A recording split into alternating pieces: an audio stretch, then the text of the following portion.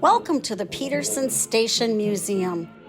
Join us as we explore its rich history and treasures, guided by the insights of our beloved founder and curator, John Erickson.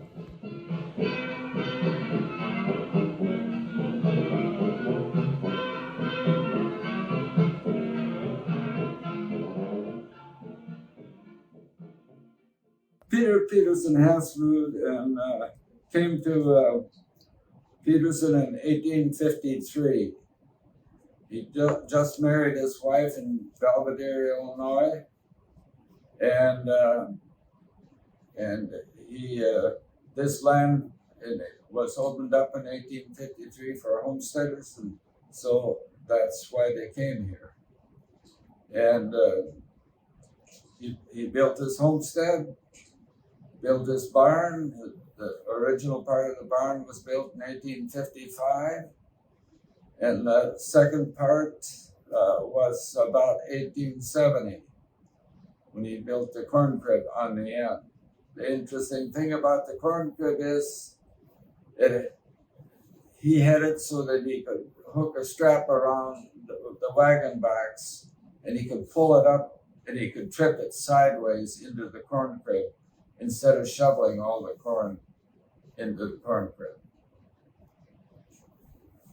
He was an industrious man and had a lot of ideas, and the railroad was organized in 1855 as a land grant railroad, which meant that they would get free from the federal government every other section of land 7 miles on either side of the railroad bed.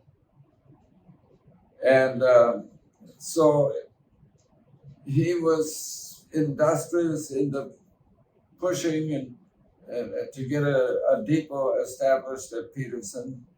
And to do this, he gave 15 acres to the Southern Minnesota Railroad.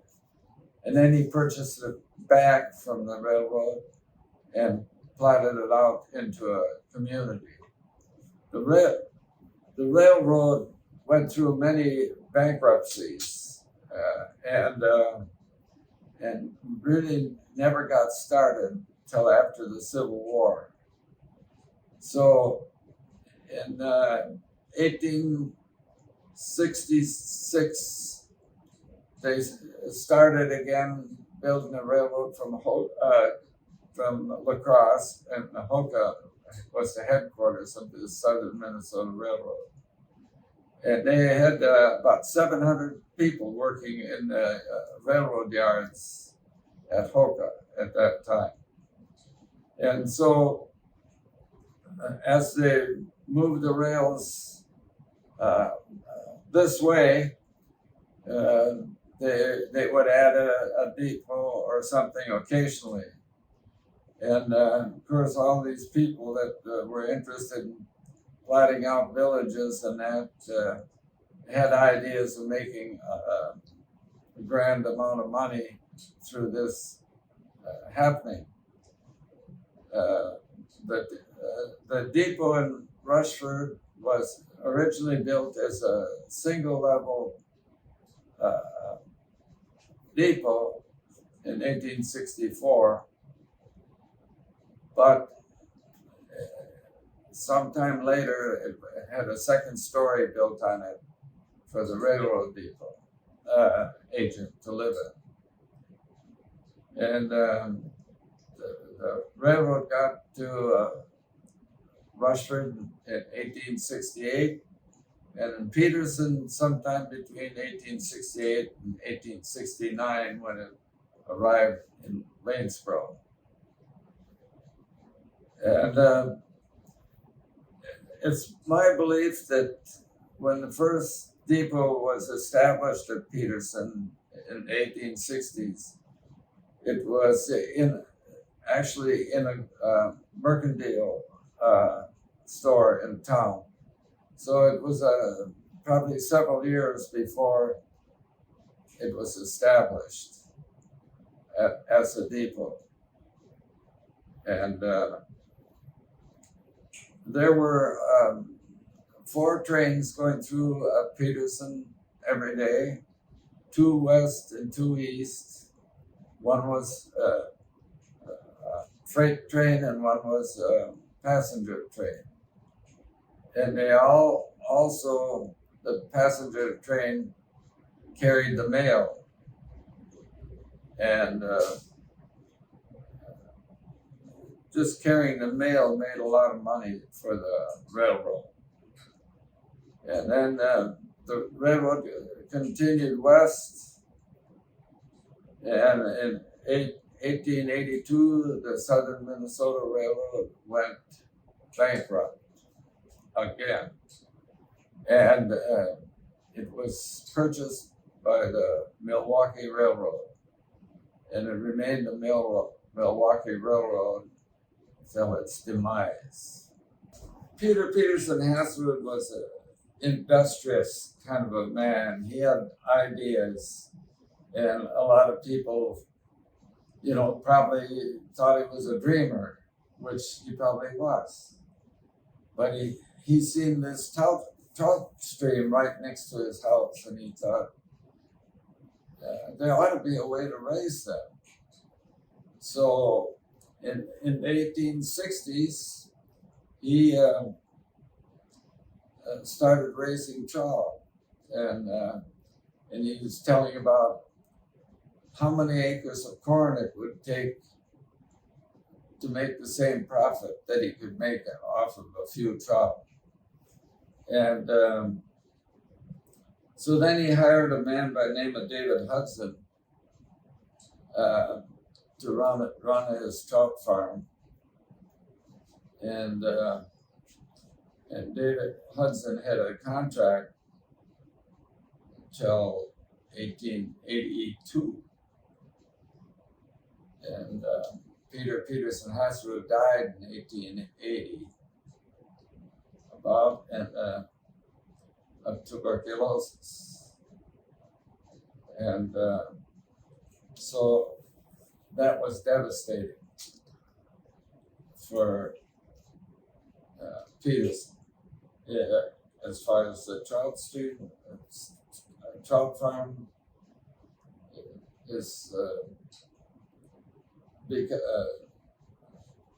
because his children, his daughter Adeline, inherited that part of the farm, and she was afraid her children were going to drown in these ponds, so she had the ponds torn out, and that ended the trout farm.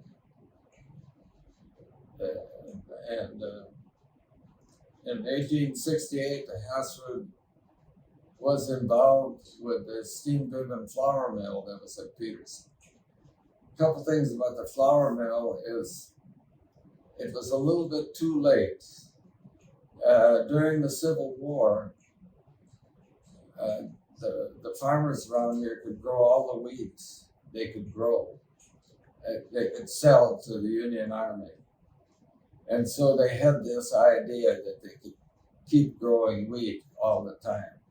Well, what happened was they wore out the soil for growing wheat. And so their production of wheat dropped off. So now they have this brand new steam-driven flour mill and no wheat to grind. The irony of it, to me, is that they had a railroad spur right up to the steam-driven flour mill. And by the 1880s,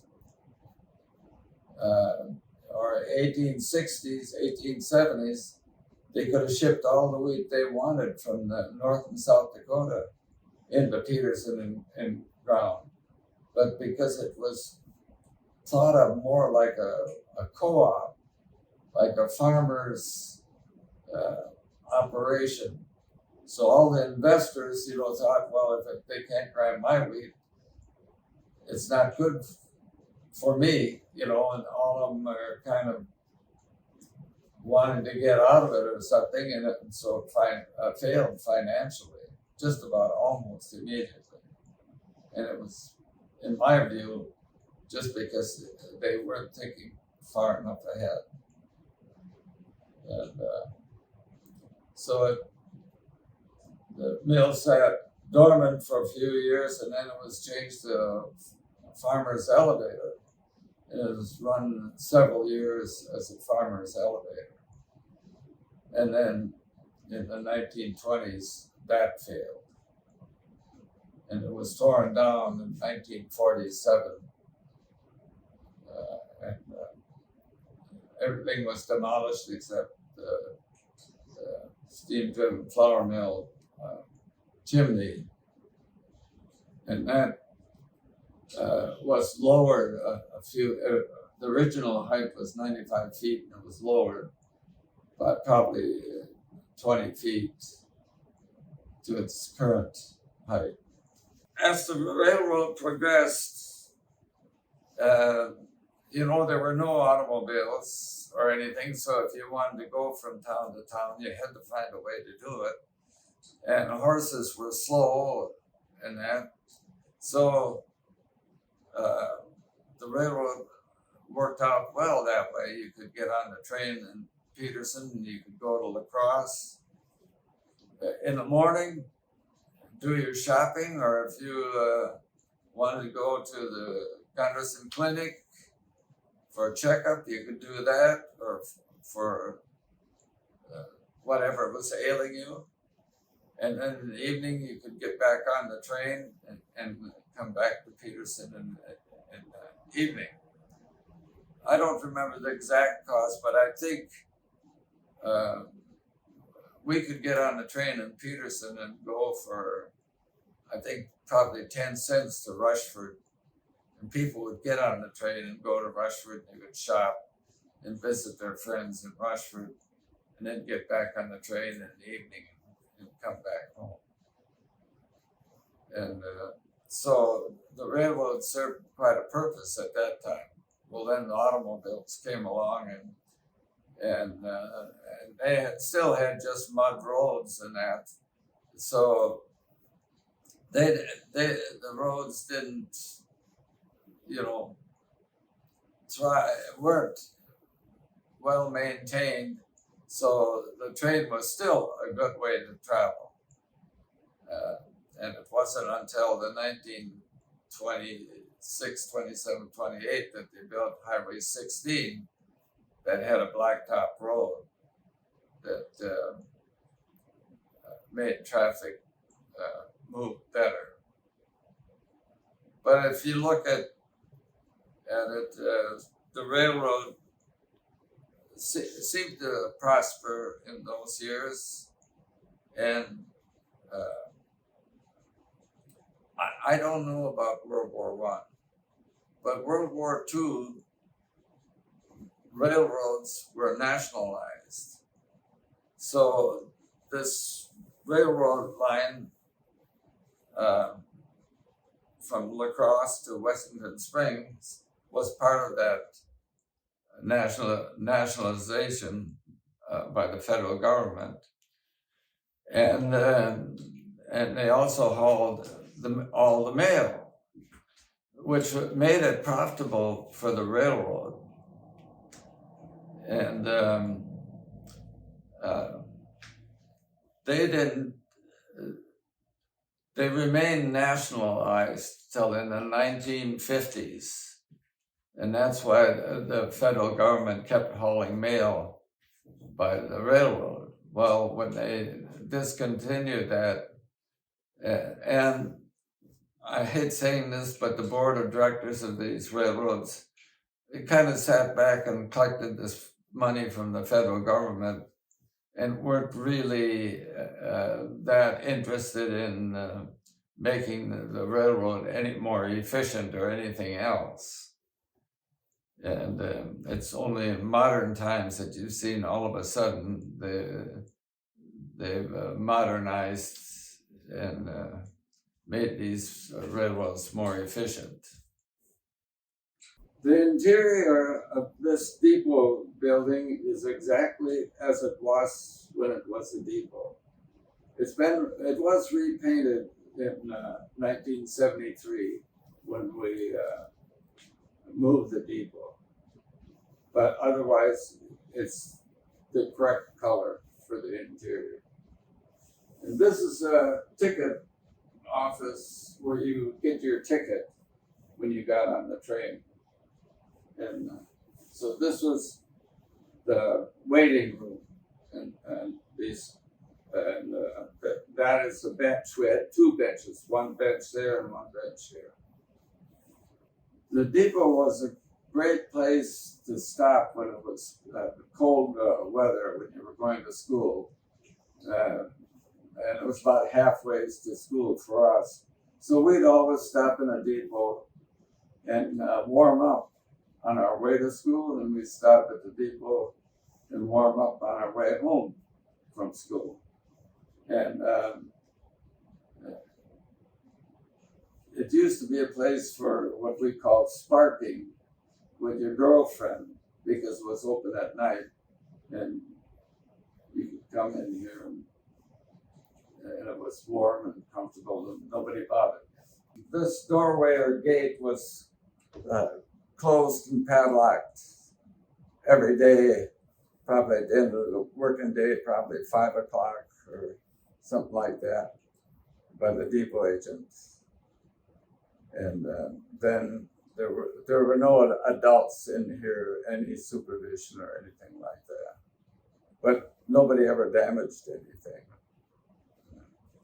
When the railroad lost the mail routes, it hurt them financially. And so subsequently, their books were showing failure after failure after failure until they finally went bankrupt. And what they were doing was closing depots along the line to begin with, because they closed the Wayland Depot first, and then they closed the Peterson Depot, and the depot agent from Peterson went to work in Rushford. Well, then they closed the Rushford Depot, and so then he went to Grand Meadow because he had seniority and finished out his time with the Milwaukee Railroad at Grand Meadow.